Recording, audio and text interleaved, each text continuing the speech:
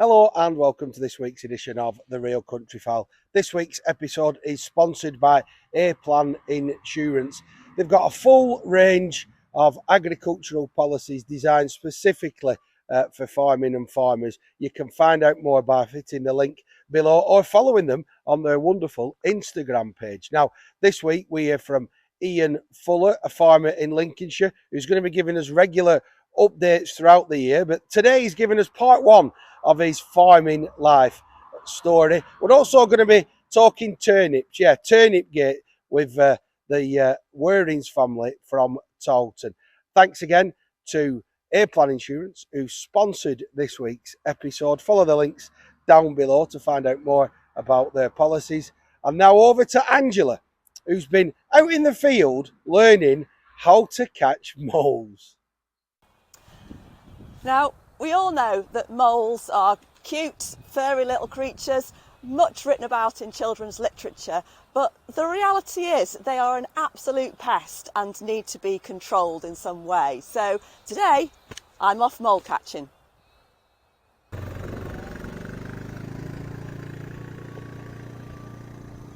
Right, so now I'm here with Anthony, who's from Rural Pest Control, and you're the guy doing the mole catching in this field today. So just tell us, why do you have to catch moles? Why can't you just leave them as they are in the ground?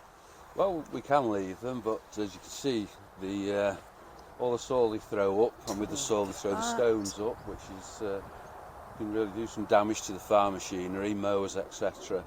And also, there's come silage time, if this soil gets wrapped up in the silage bales or in the clamp, it can cause listeria, which is bacteria in the soil. Right, I see. So you don't want the cows trying to eat the grass, but eating the soil as well with it, and then that causes issues health-wise, really. Yeah, it can cause death and abortion in livestock. Right, I see. Okay, so a really serious issue at the end. So by doing a simple job at the start, hopefully you can eradicate. Not so much simple. No, we will learn a very technical aspect to it, hopefully, really. But and also I've heard in the past actually that obviously moles can cause the ground to be very undulating, and if a cow puts its foot in a molehill, then it can break its leg or whatever. So or on race tracks, like on the gallops, or horses. Okay, right. So well, let's go and have a look at putting some mole traps in. Let's have a look at the trap, and then we'll see if there's actually we've caught any later on. Okay. Right. So we've got a basket of traps. These are called Talpex, and they're a very efficient trap, very strong spring, and they work the opposite to what the old traditional mole trap works. Whereas when you set these in a run, you actually fill them with soil, so the mole will come along and naturally think something is trodding his run in. So as he starts to dig out, he flicks that little tongue there, and the jaws snap to. Right. Okay. Humanely. Yeah. So it's a very quick, sudden. Sudden death. Yes. Yeah. That's it. Okay. So to start with, we're just checking with this implement. What do you call this? Just like metal stick? It's me mole dabber. This is. Mole dabber. Okay. It just finds the runs. Right. So we just sort of put that in the ground to find out where the soft soil is. Yeah, you can just feel when you just there. You can just feel it. Just give there. So that's where your mole run is there. Right. So you just dig out a little spit.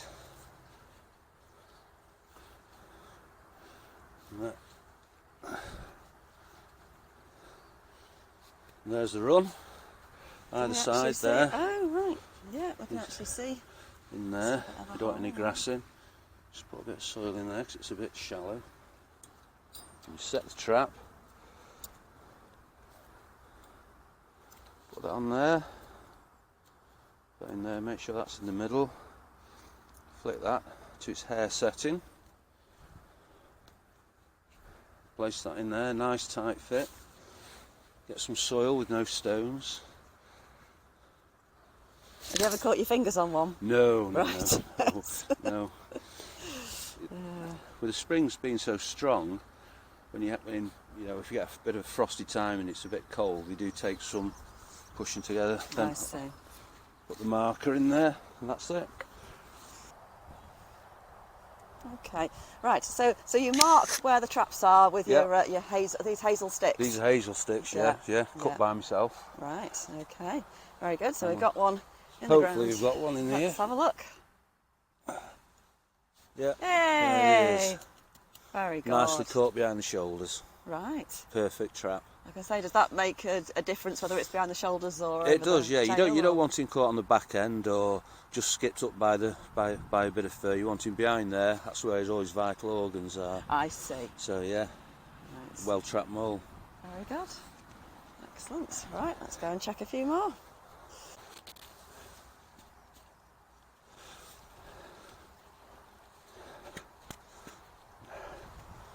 Nice bull mole there, big mole. Oh, we've got another one. Yeah. Very Nice good. mole he is. Yeah.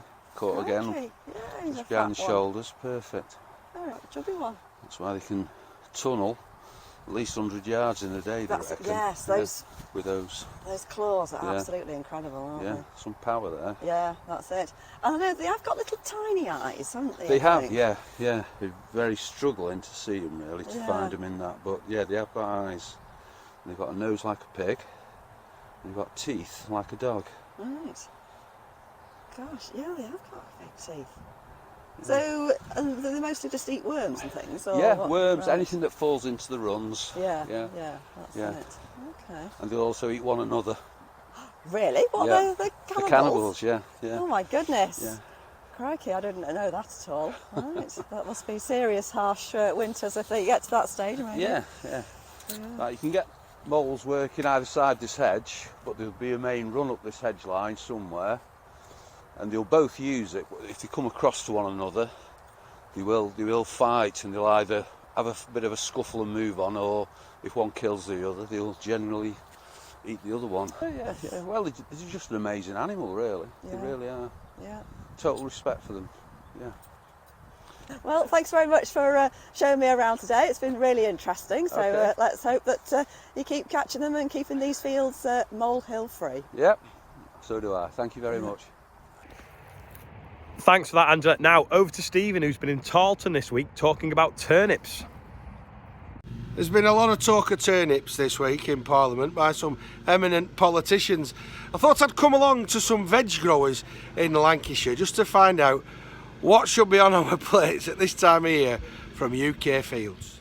So with all that talk of turnips in Parliament and outside of Parliament by eminent politicians this week, I thought I'd come along and speak to some proper horticulturalists, some veg fellas who know a thing or two about what's in ground. How are we doing, lads? You all right? Grand. Yeah, we're grand, thanks, Stephen. With Clive and George Wareing from Wareing's here in Tarleton.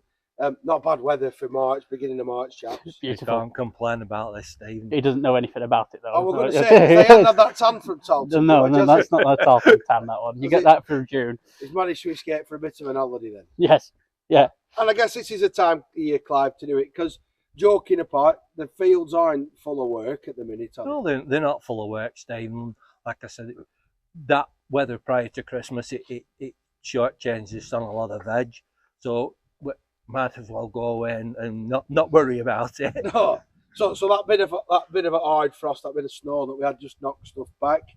And are you getting on land now? Is it dry enough to get on? We're just about dry enough to get on land now. Well, being fair, last week we could have got on, but been busy selling this stuff. Okay, so tell us what this stuff is here. This is kale, your most favourite of vegetables. So cow food, basically, isn't it? Tell us about this superfood then. How much of this do you grow? How much of it do you sell? We grow a fair bit and we sell a fair bit. Yeah? Yeah, I'm not sure on numbers of it, but, you know, it grows and we sell it. And so, locally then, here in Lancashire, and we're in the kind of, you know, it's the vegetable basket of the northwest, isn't it? Around here at Tarleton, you can go gold in these fields. to grow kale per acre, is that viable? Is that a good crop? Because it's not cheap for all your add-ons at the minute, is it? Your fertiliser. Well, this is it. When you take the price of fertiliser, it's not making it any easier for us, Stephen. But people are just going to have to accept that price of veg is going to have to go up. It's taking 12 months knock on from the fact about the price of gas and everything, that so like we have to commit last June to buy this year's fertiliser. Yeah. And you ask the question, is it going to come down? Is it going to go up? Is it going to stay at the same price? and you bite the bullet and get on with it. The modern housewife now, she's looking for newer things like this now.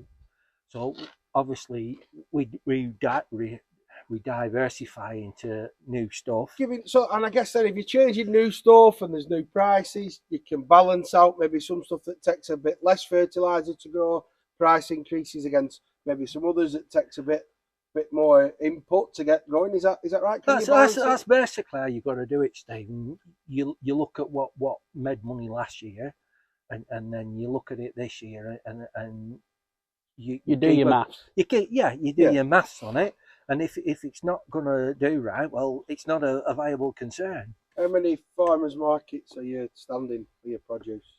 We have a regular stall every Sunday, and then we have another couple of markets on alternative Sundays. Right, okay. Yeah. Okay, so you're 6 or 7 markets that you're doing that you're standing, and then specials in summer and Christmas. Yeah. George, Father's been away on holiday for a few weeks. What's the one thing that the consumer, the client, the customers are queuing up to get off you when you land up? Is it turnips? No. All right, okay, just checking. Spring cabbage. Okay, all right. Spring cabbage, yeah, lovely, delicious spring cabbage out at greenhouse. That's the first at season type of jobby, and it is good. I've got them addicted to it now, you might say. All right, okay. So that's good then. So you've got a lot of stuff on the stall then still. You've got spring cabbage. There's carrots behind you. I notice you've got some different kinds of carrots there. What have you got, George? True, we've got mixed carrots, purple, white. You've got your orange mixed in with them as well, but we just sell orange ones loose as well. You've got your pink fir apple, a lovely waxy salad potato. We have them. We have quite a few of them. So they're stored from when you harvested last year. You store them up for keep them. Yeah. We've got some windrow, and then we've got some in fridge. Just keeping cold. Yeah. Like We still a fair lot of last year's onion stock in store. We still we're main crop potatoes that are still in store. Right. That'll see us through till new season starts. And what else have you got in windrow? So that's like been harvested but then kept under soil for winter. Keep frost off. Yeah. What else have you got windrow? Beetroot. Yeah. Okay. Beetroot. Yeah, we've just finished digging all of the carrots, so no more carrots outside. They're all in boxes. A couple of skips around the back. What else? No, leeks are all finished. Yeah. Everything else, a lot of stuff will bite frost. Yeah. We'll have some purple sprouting broccoli that'll come through soon. Won't it? We lost the purple sprouting. What we should be cutting now, like I said, that frost whack that. Right. But like we're later stuff, what we're going to cut at the end of this month and into May, that's looking good. So I was going to come and see it back end of April into May. That were the plan originally, George, when I saw you at Farmers Market. But we've come earlier just to get a bit of sideways glancing at Turnip Gate. But if I come in 2 months, then come along in another 6-8 weeks, what will I be seeing then? What will be flying out of here? I don't know, but it'll look a lot prettier. Yeah. We'll be well into 2023 by then, hopefully. Yeah. So this year's crops, we'll have started then. Yeah. Hopefully we'll have got stuff in ground and it'll grow. What says like new season to you? What's the one veg that when you've got it on stall? New season carrots. New season carrots. Well, when we hit the middle of June and we start bunching carrots, to us that says we've made it again. Yeah. So what do you want weather-wise between now and when I come and see you in 6 weeks? Are what you know, Stephen, if it stayed like this, mild and dry, not too many cold mornings, we'd be quite happy. We'd be tickety-boo with that. I would tickety-boo. We'd be happy with that. Yeah. I know some folk are begging for rain, but at the moment we're just about we're grand. We're all right. We're grand. Yeah, On a purely selfish point of view, we're right. Well, you can only find what you've got, can't you? It's true. The weather you've got it. Yeah. Well, listen, I really appreciate you letting me come a bit earlier. George said, "Don't come yet. We need stuff growing in field." No, there's nothing to show you. There is. You've shown me here what we could be having. It's all buried in ground generally, and whatnot. We'll be back, and thank you very much for spending 10 minutes with us here at the Real Country. You're very welcome. It's good to see you, Stephen.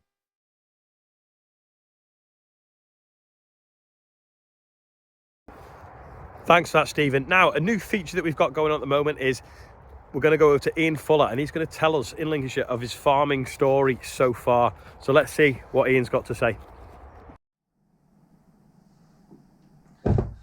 Now then, Stephen Lowe's asked me to do a bit of an introduction of myself.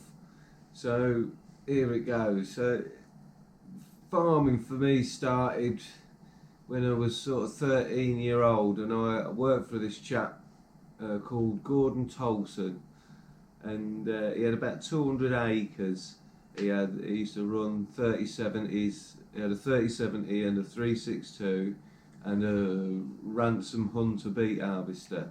And I started there when I was a boy, like, and did all the rough jobs, you know, cleaning, sweeping up, stacking bales, and you know, all that sort of stuff. And then on a Sunday afternoon, I got my first go on a 362 turning straw in front of a Eston baler and big tractor, and I was in my element. I thought, this is what I want to do. And then every weekend it got to sort of land work time, and I got to power and stuff like that, and slowly he was very, very patient with me, and got me introduced to it all. And I weren't doing too well at that time, sort of year 10 and 11. I was not doing very well at school. So Mr. Whitworth, a really good teacher, put me on an advanced curriculum at the time it was called, and I did 3 days at Barley Farm Services work experience.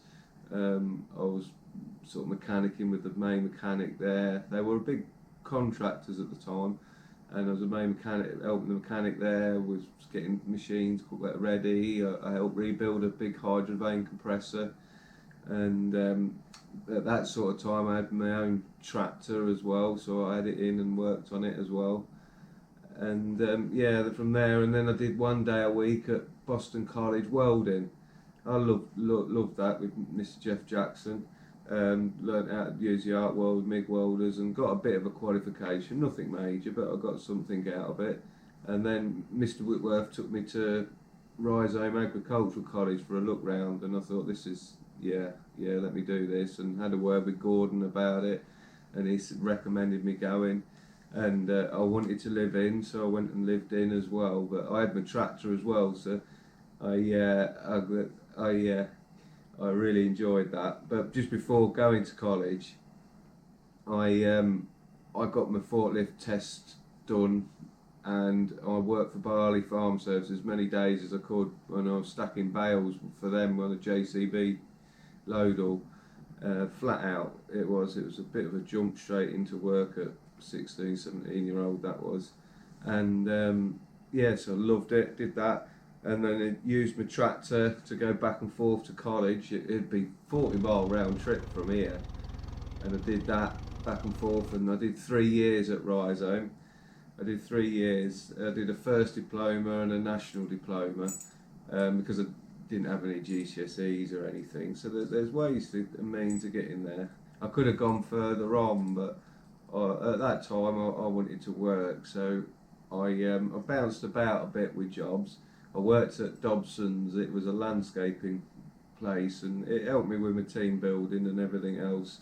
And we went down, and there was a big job we did in Barford Bypass on the A1 Black Cat roundabout, and I helped plant all them trees and hedgerows in there if you're ever on it.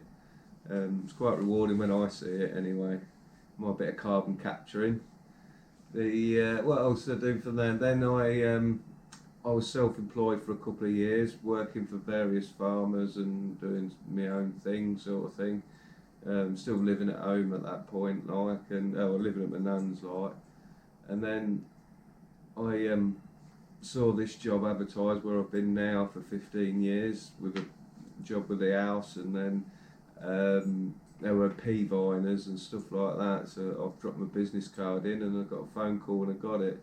I've been here 15, 16 years now, and what I tend to do on here is I'm running a 6150 John Deere, soon due a new one hopefully, and I do the potato planting, I do the muck spreading, I do lot of some of the land work with it, run a power and stuff and that on it, and then do a lot of corn carting, and I also do the jetting with it as well. I do quite a bit of jetting. I like land drain work. And then my Maruka, what I'm quite famous for, not many people run them Marukas, 160S crawler with a NZ Vardestat on it, cultivator. do a lot of the early spring work where it's quite, still wet underneath, and you can have a nice light footprint and get it worked down nicely. Sometimes do a bit in the back end, but it depends what the weather's like. But also run the potato grader, put about 3,500 tonne through, about 200 acre of potatoes. We're running fence now. We used to be all Deeres, because when I first started I had the John Deere Gigs, I know what it is, a 6506, absolutely lovely tractor. And I run it, and then obviously had a 6430, and then my current's my 150. Now we're slowly creeping onto fence. We've got a brand new fence crawler come, and we've got 3 fence now, a 724 and a 720 and a 718. They're all creeping in, and then through the road tractors are 6630s and a mild 6430. We grow veg, tates, wheat, beans, sugar beet as well. So a bit of a mixture. It keeps us busy with all the irrigation and stuff, especially with the veg and the potatoes. We're constant with that. It's a busy old place I'm at. I quite like it. It's a good job. I do enjoy it. Thanks for that, Ian. So Ian's going to do us sort of some regular updates. If anyone is interested on having a regular slot or sending us some content, please get in touch, because we'd love to hear from more farmers throughout the country. Now, that's about it for this week. Thanks so much for everyone that's watching. Thanks again to the sponsors, A-Plan. If anyone wants to send us content, all the details are below, and if you want to follow Ian on his social media, we've got some links below to his channels. Thanks for watching this week, and we'll see you all next week.